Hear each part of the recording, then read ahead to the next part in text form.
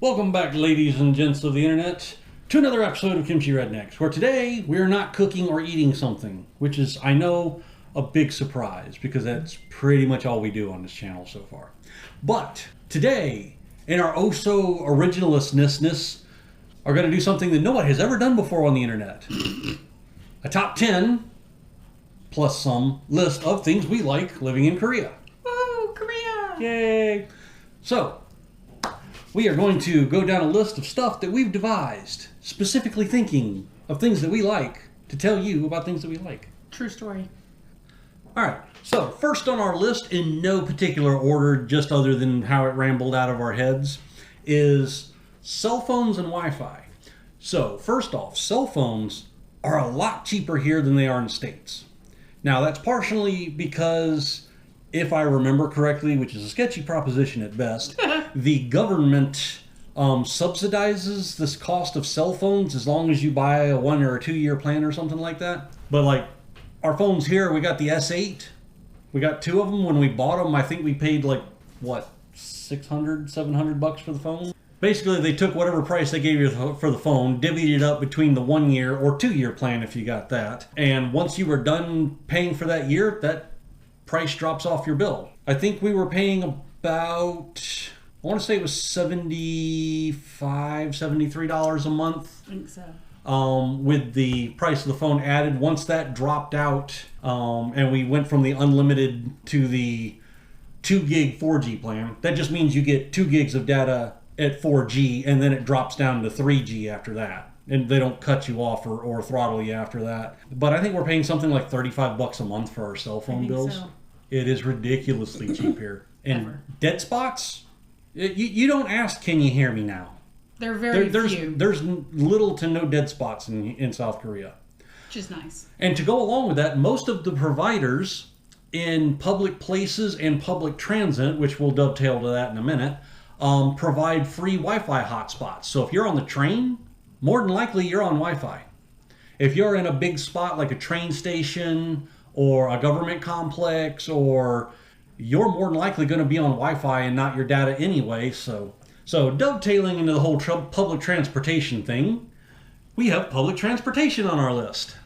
I have taken a crap ton of taxis since I've been here, because for a while there we only had one car until we got the BRZ. And you all know about the BRZ. Before that, though, I did a lot of taxis. Of course, I wasn't going very far, but they were relatively inexpensive. Plus, half the places that I needed to go, there was either a taxi available to get there, or a bus, or a subway, or even a train. So I had lots of options on ways to get places.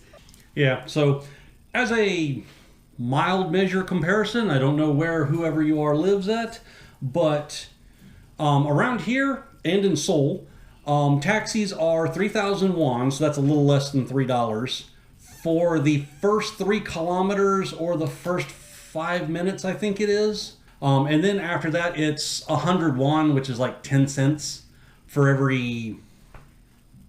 Is it every kilometer? I don't think it's every kilometer. I think it's every... There's some distance thing, but you know, you can go from... Hell, I've heard of people going from Seoul to here for like 60,000 won in a taxi. That's about $50, $55, something like that. You know, and that's most of the times about an hour drive, depending on traffic. Now, contrast that with I used to live in DC, and I took a taxi once for 4 miles, and it cost me $28, literally for 4 miles. The way they've got the zones designed in DC, because you have to pay for every zone you go through, that's a racket right there. But not here in Korea. Now, other than the taxis, I have before taken the city buses, and those are an adventure. If you have a bank card that supports the tap transfer, which is fairly common here, or you get something called a T-Money card, which is like a Metro card or a transit card, depending on where you're from, Oyster card, whatever. You just load some money on it, and you just tap the sensor when you go through, and it charges you. You tap to get on, you tap to get off, and you hold on for dear life, because that city bus don't stop for nothing. Now, Subway's going to be crowded. So you just kind of expect that. So depending upon what time of day and where you're going, you may or may not get a seat. And you know what? It's okay, because half the time, you know, we just expect it. We know we're probably not going to get a seat. We'll have to stand. And usually mean, the farthest we usually go is Seoul, so it's usually not terribly bad. If you know everybody's going to work, it's probably not the best time to ride the train because it's going to be, or the subway, it's going to be packed. And trains, typically, we'll order our train tickets. So you can order those online ahead of time and have your little receipt. And the seats are all numbered by car and seat number. You just go get on your train, find your car, find your seat, and you're good. As long as you remember to buy your tickets for the right day. Not that I've ever done that. No, he's never done that. Yeah, never happened. No, that never happened. Korean food is number 3. Korean food, it's right up there with some of my loves there. Of course, we all know that Melissa loves her bibimbap. I've never talked about dulcet bibimbap ever on this channel. Or how much I love that. Or the mandu. Have I talked about tonkatsu? Probably. Yeah, I love tonkatsu. Yeah, that's another one. What else? Of course, I've made the jjajangmyeon, which is a Korean fusion dish of a Chinese dish, but that's still Korean food, so it counts. There's kimchi jjigae. There's all kinds of jjigaes. Doenjang jjigae, kimchi jjigae, sundubu jjigae. There's some Buddha jjigae. There's so many jjigaes. That's all stew, in case you didn't know. Then there's the tongs, which are the soups. So you got solang tong, galbi tong, samgyetang. Totally a Forrest Gump moment here. Gamjitang. The nice thing I like about it is not everything is seafood, so there are options. And if you go to one of the barbecue restaurants, that's life, man. Anyway, to go along with the food, we have number 4, which is Korean delivery food, or just Korean delivery in general. McDonald's flipping delivers in Korea. There is a Korean site called Yogyo. Is it Yogyo or Yogyo? Yogyo. Yogyo.co.kr, I think. And Google Chrome translates it. Whoa, that's so much fun. Well, it attempts to translate it. It's so much fun trying to figure out what you're getting to eat. I think I still have the video from when we ordered some burrito. We probably did. That was hilarious. But so as long as you can navigate the menus, hilarious though they may be, you can order food. It'll tell you everything in your range of your address that delivers to, your address, and you just pick one. You choose some stuff. You buy it, and let me tell you, if you've never seen a Korean delivery driver on one of those little mopeds, that is a sight. They give exactly 0 cares for traffic laws or personal safety, because they will cut through traffic, they will jump corners. They will run you over. And look at you like it's your fault. Yes. So the nice thing too about the delivery is you're not just like limited. Like I feel like some of the places that we've at least lived, we've been more limited on options, like pizza delivers, and maybe if you're in a good area, you might get Chinese to deliver. What else delivers? Speaking of the Chinese delivery. Oh, Chinese. We did that last weekend. We had that the other weekend. They show up and they actually bring your food in bowls. Like real glass bowls. Well, no, it wasn't glass bowls. It was plasticware bowls. But it's like real solid bowls. And you bring your food in and you either put it in your own bowls or you eat it out of the bowls they bring you. And when you're done, you take all the bowls. Put it back in the box. Put it all back in the box and you set the box outside your door. And the ninja delivery guy picks up your dishes. The little delivery ninja will pop through, magically at some point and pick up your dishes and disappear. And the delivery fees are not that terrible either. Yeah, they're usually anywhere from chun, which is 1,000 won. That's yogi. Which is like $1. To maybe 2,500, 3,000 won. 4,500 on shuttle usually. Yeah, that's shuttle. Yeah, it's a little. They cater to the Americans in the area, so I think their services are a little higher. But if you go through the Korean service, it's usually anywhere from 1,000 to 2,500 won. So next on our list, number 5. Woo! That's O. U-E samsa O. Oh. Is paying bills. Now, why would anybody like paying bills? Well, we don't. Let's we just don't clarify like that. Paying bills. We have to pay bills. But Korea makes it relatively easy. Yes. Now, if you've ever been to Japan, Japan also follows a very similar system. But we're going to go over the Korean one here. So, fortunately for us, we can do most everything through our realtor. We get a bill, we put them all together, we add the total up, we go down to our realtor, hand it to them, give them the money, they stamp it paid for us, and we go home. That's easy enough. If for some reason we can't get to the realtor, maybe they're closed, maybe we missed one and it's about to be due, you can do one of two things. So bills, I brought props. Woo, props! Not that we can really read them, but numbers are universal, so it tells us how much it is. But if you notice, they've got this little QR code down here. So with that QR code, you can go by either the ATM at your bank, and there's an option, if you have a Korean bank, there's an option to pay your bills. So you swipe your card, you punch in your number, you select your account, there's a button for pay bills, and then there's a little scanner under there, and you just run the QR code under the scanner, and it asks you, do you want to pay this much to this company? And you hit yes, done. Second option, go to a convenience store. There's a metric crap ton of them in Korea. On every corner and every variety. You just go in there, you hand them the bill, and they'll scan it, you pay them. Done. Number 6 is when we go to the movies. It's really nice because in Korea, you can go onto the website and you can choose like where you're going to sit in the movie theater and reserve your seats ahead of time and pay for your tickets right then and there. So apparently, I have heard that some places in America do this as well, but where we're from, everywhere I've ever lived in the States does not do this. Yeah. You do the whole show up half an hour, 45 minutes before your movie starts, go through the line, get all your popcorn, which is going to be cold by the time you get to your seat. Stand there, like you're waiting for the starting gun for them to open the theater so you can run in there and find a good seat before everybody in their herd shows up and takes up all the rows. Here, you go online, you go to the theater, you pick the movie, you pick the day, you pick the theater, you choose your seats in the theater, you pay online, they send you a little ticket that you save as a PDF or whatever, and you just show up at the theater, you show them the little, either the printout or you just have it on your phone so they can see the number. They punch it in, they print your tickets out, you go get your concessions. The concessions are relatively good. Now, 15,000 won for 2 big drinks and a huge popcorn. That's not really out of line with the States. It's probably a little bit cheaper. That's Maybe normally about a little 20. bit cheaper. That's normally about 20 bucks. But what I love about it, especially when they have Marvel movies, is they give you little Marvel figurines that go on top of the cups. So, also, when you go in, you get like popcorn. Popcorn's a simple thing, right? You get popcorn? No! In Korea, depending on the theater and the size of the concession stand, you may have anywhere from 1 to 4 different flavors of popcorn.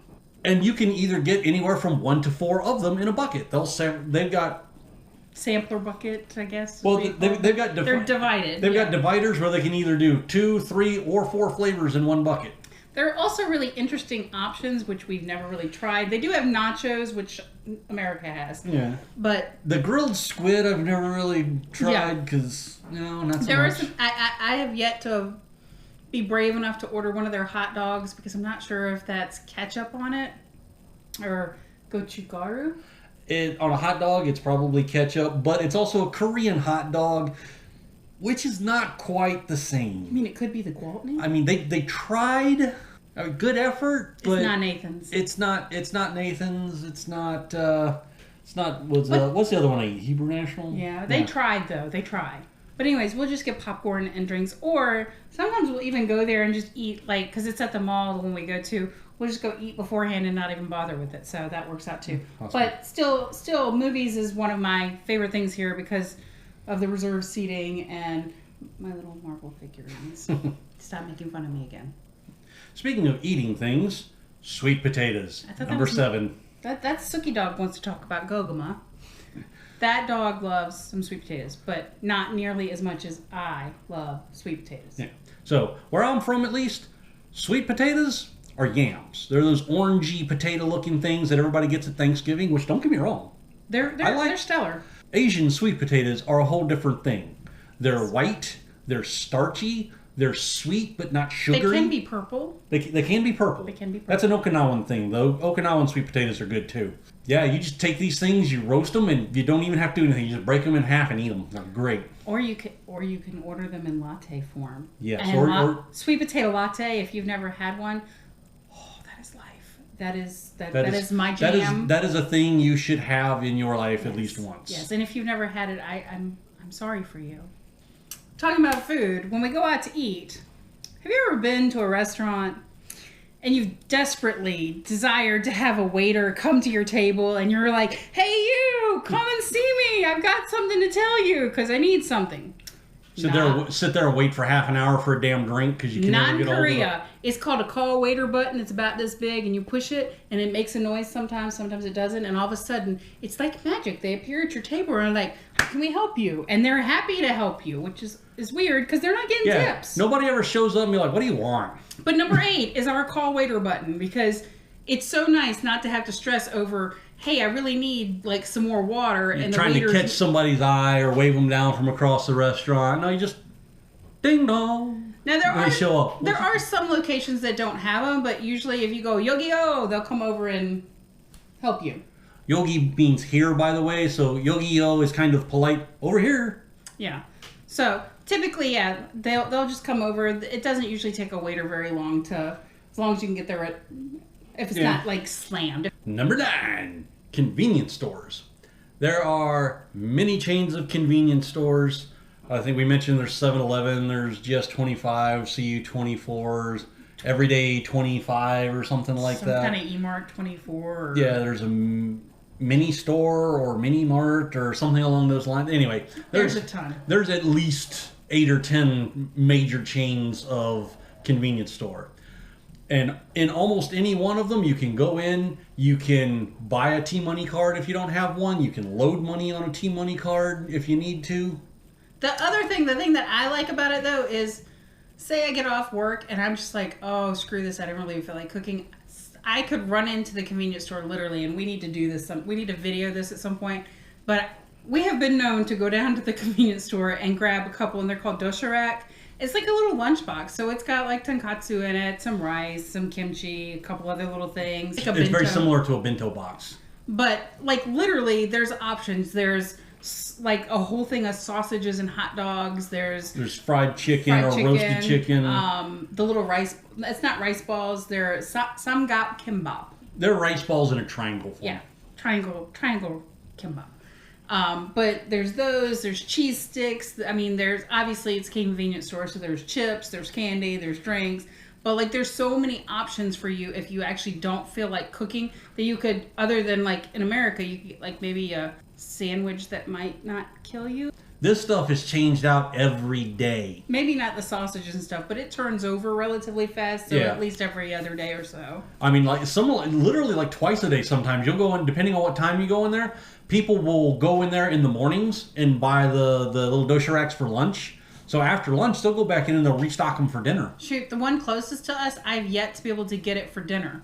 Like, I've hit it at 4 and I've hit it at 6, and I still, there must be enough workers in our area. There's construction going on in our area. Nobody wants to cook here. They wipe that thing out every day.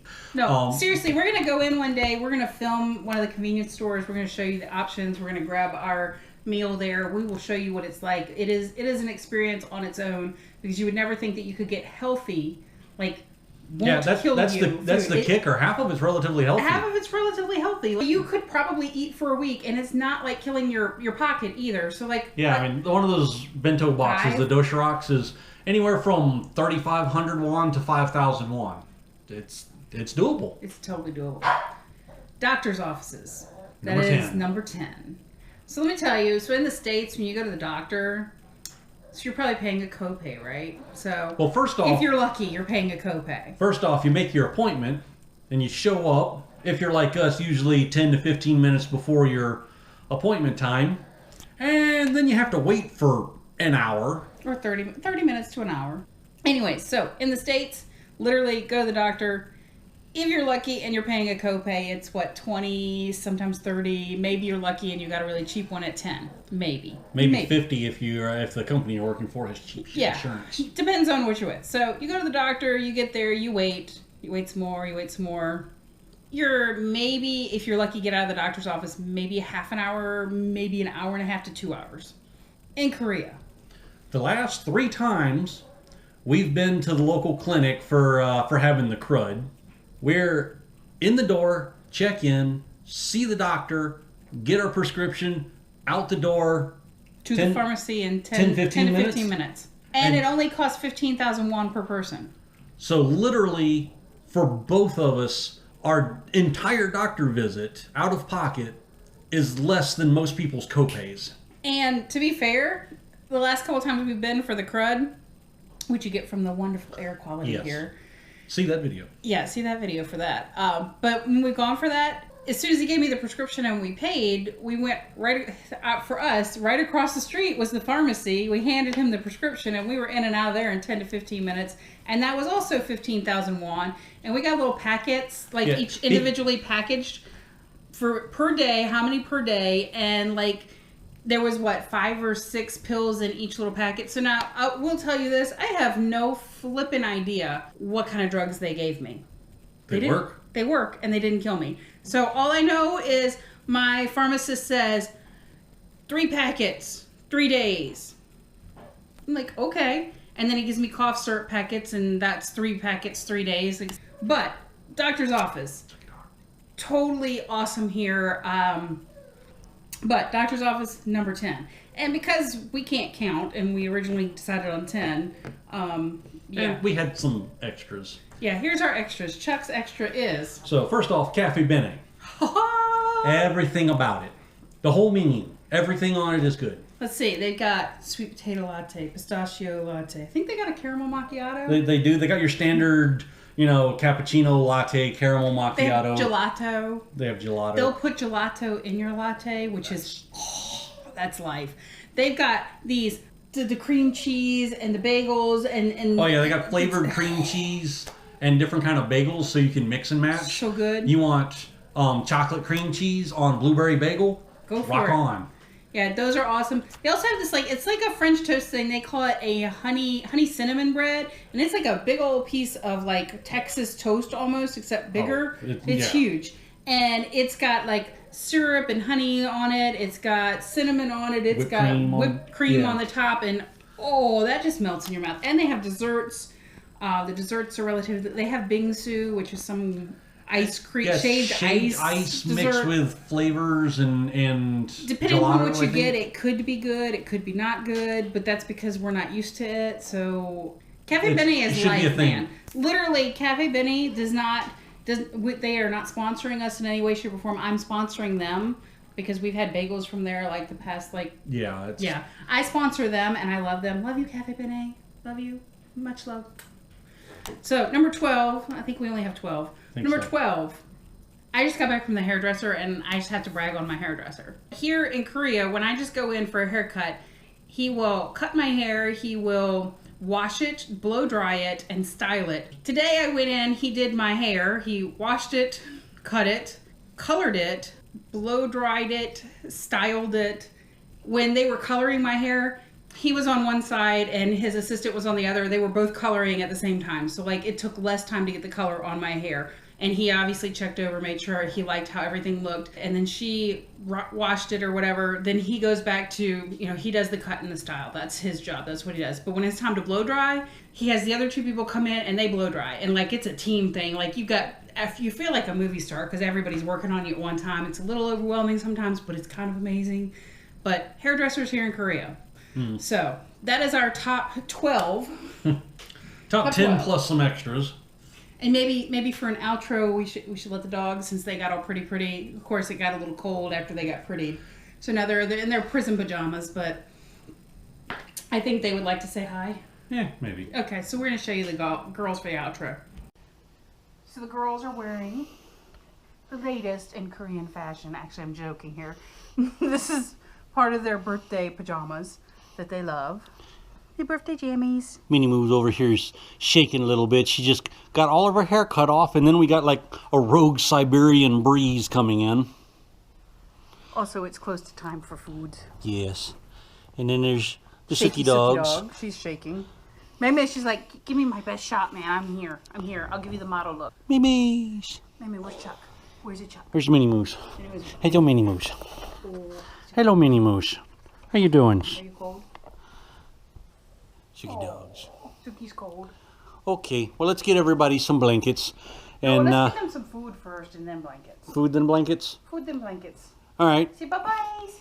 Say bye-bye, everybody, to the internets.